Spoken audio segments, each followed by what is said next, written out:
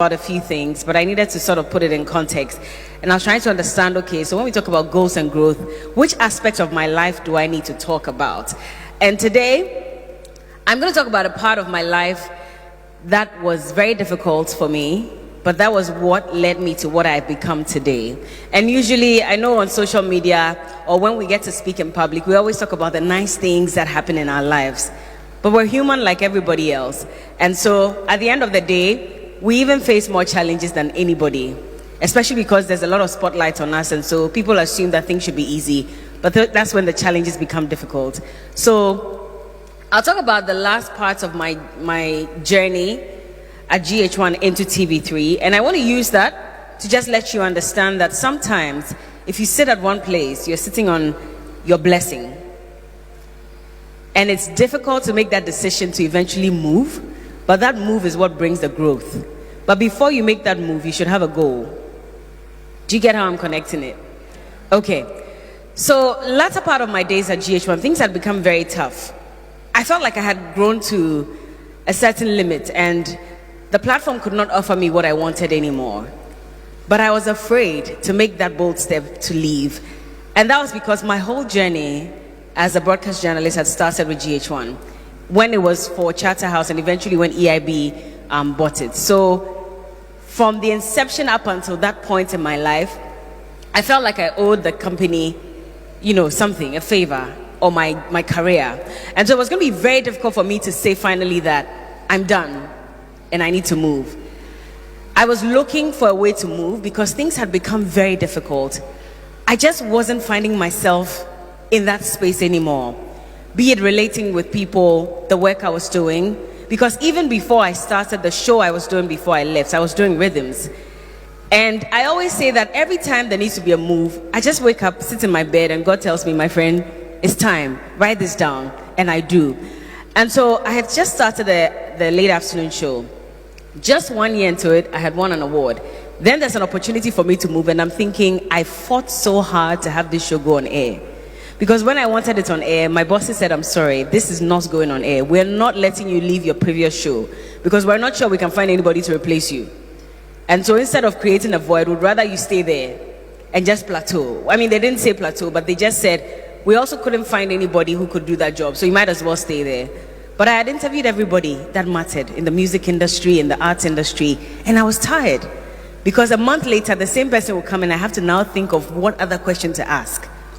Because I was recycling them over and over. So I told myself I was done with this and I needed a show that would challenge me.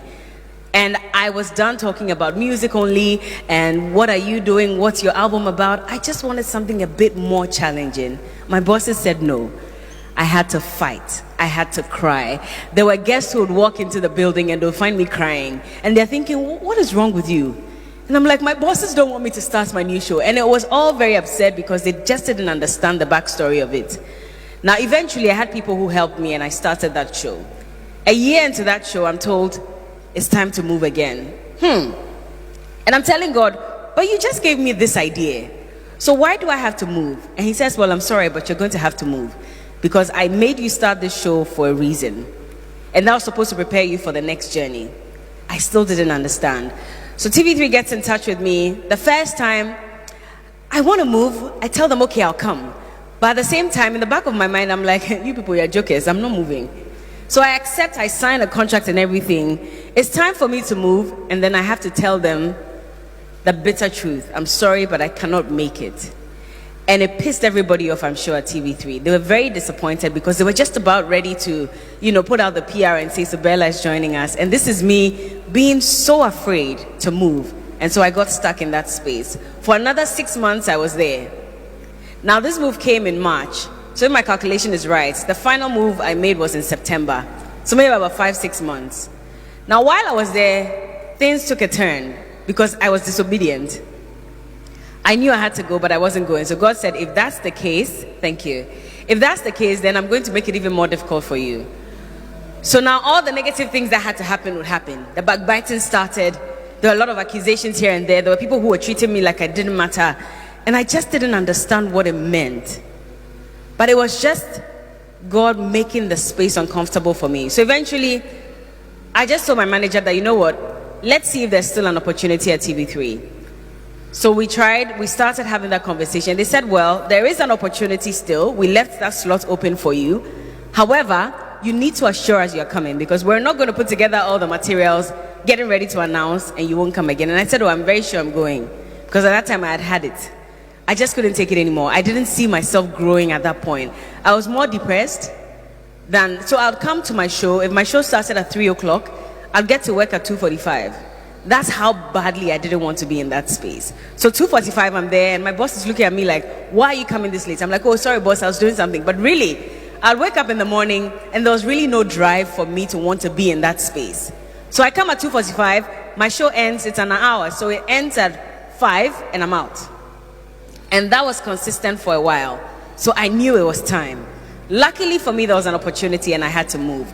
Now, before that, I needed to ask myself, what really is your goal? Because it's not enough to say, I'm not comfortable here, so I just want to move. Sometimes you don't have a plan. Sometimes God has a plan for you. But at the same time, you also need to have an idea that, okay, maybe in the next 5 years, this is what I want to achieve. And just commit it to God and tell him that, do the rest.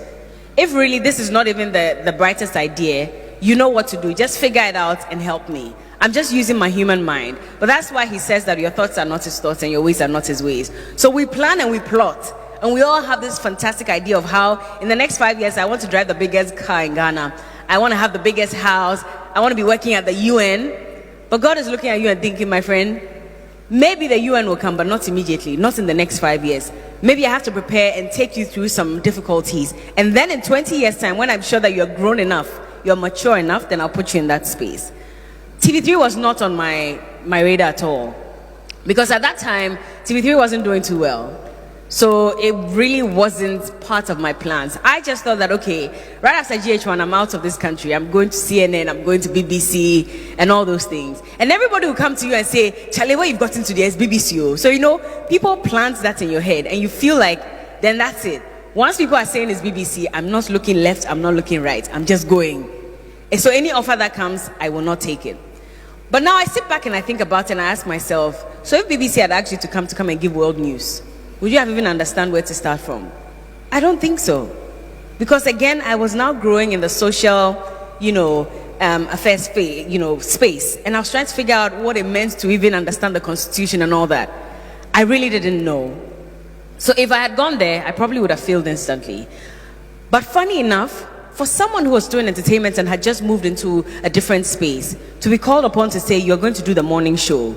And you're not just going to do the morning show, you're actually going to start talking to the politicians, so you better start reading around. I was like, okay, I'm not sure this is mine. Maybe someone else, not me. And they said, I'm sorry, but you're going to have to do it. So I moved, and then in the space of 3 months or so, I went to work one morning, and I was admiring the work that my colleague was doing, because he was the guy that had been on the show for so long. It was me and another lady, Crystal, and we had just joined. And he grilled the politicians and asked them all these questions. And every time he's asking them, I'm writing. I'm like, okay, Johnny mentioned ABC. Write it down. When you go home, go and read about it. I didn't know what it was about, but I still would go and read, at least just so that when it's intro time, I look like I know what I'm about. So I'll go and do my chew and pour and come in. And when it's intro, I'm like, yeah, and this politician said this and that. And everybody's like, oh my God, Berla is intelligent. Oh. It was because Johnny had mentioned it the day before. So I'll just go and write it down so that I know that, okay, when it comes to saying this is what he said. Okay, let me just add 1 or 2 things to it. And then that's it. But gradually, I started developing an interest in it. And then eventually, I went to work one morning. This was about 3 months into the show, maybe 4. One morning, I go to work. I'm used to seeing Johnny there. And they say, Johnny is sick. I said, pardon? Johnny is sick. And I said, so? There's nobody to do the big issues, the political conversation. So, sweetheart, you're going to have to sit in that chair. I said, oh no, I won't do it. Because I hadn't read anything concerning the topics that were trending. But I had to go and sit in that chair. Come and see. I was confused. I didn't know where to start from. I didn't even know who to introduce first. It was a mess, and I'll tell you that for a fact. I don't know if anybody here ever remembers the first day I ever did any political show. But it was a complete mess. And the messages that came, oh my God, who put Berla here? Berla should stay in the entertainment space. It's not for her. All kinds of things. So consistently, I had to face that kind of criticism.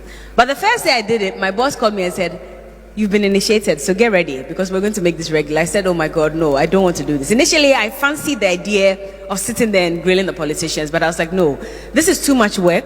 I'm not sure I'm ready. And they said, if you keep saying this, you'll never be ready. Sometimes you have to plunge deep. Otherwise, you'll never be ready. Now, I did a course with Harvard sometime. And so usually they would bring very successful business entrepreneurs to come and speak to us. Now, this person that came to speak to us, I think one of our last but one classes or so, he owns one of the biggest watch companies in the world.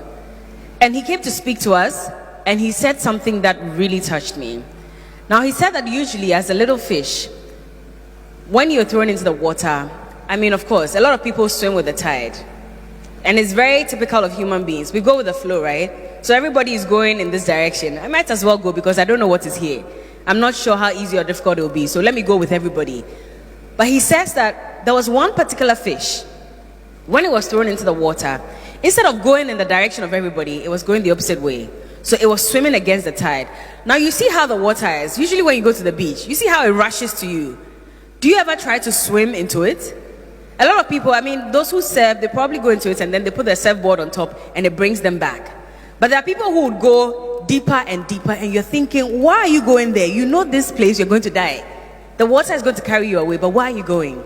But he says that the reason his business was successful was because when everybody was doing A, he was doing B. So everything pointed to the fact that the direction he was going, there was going to be failure because he was the only one going that way. Everybody else was going this way, but he said, no, I want to make something different out of my career. And so I'm going to quit my job. He had a fantastic job. He was getting paid a lot of money. He says, no, I'm quitting to start from scratch. And when he did, there were lots of hurdles, but he still decided to swim against the tide. It knocked him down. It gave him a migraine. He fell sick. He lost money, but he was still swimming against the tide. And then eventually, when he was able to get to that point where he had mastered the skills that was required to swim back, he didn't even have to struggle to swim because the tide just brought him back. And it was a successful journey for him. So he advised all of us that in life, you cannot go the direction of everybody all the time because everybody wants to be the same.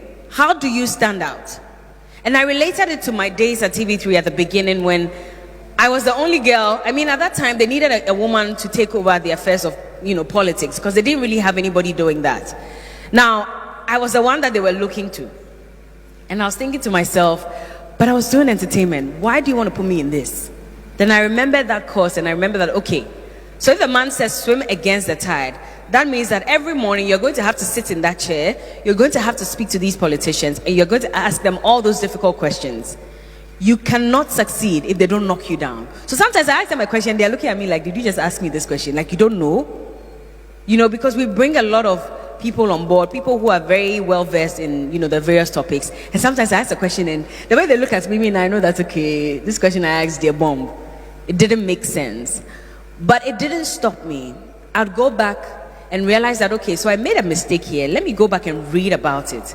And then maybe that way I can do better the next time. But I had a goal, and my goal was to become one of the leading women who interact with politicians in the country. But it had to take a lot of knocking down because my edges were off. So when I ask a question and it doesn't work, the comments are coming, the politicians are looking at me like, madam, you have a lot of reading to do. I'll go back and I'll read.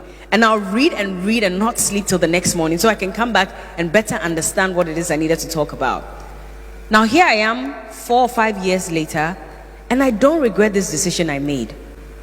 I was pushed out, yes, and don't think it was by any human being. I was pushed out by God. So sometimes you might think that people are making you uncomfortable in the space you are in, but it's not the people. It's God working through those people. So don't waste your time hating the people. You might feel some anger towards them, but over time you need to let it go. Because if you don't heed to that call and move out of that space, you won't grow. You'll be stuck. You'll be stagnant for the rest of your life. And I don't think anybody here wants to stay in the same place.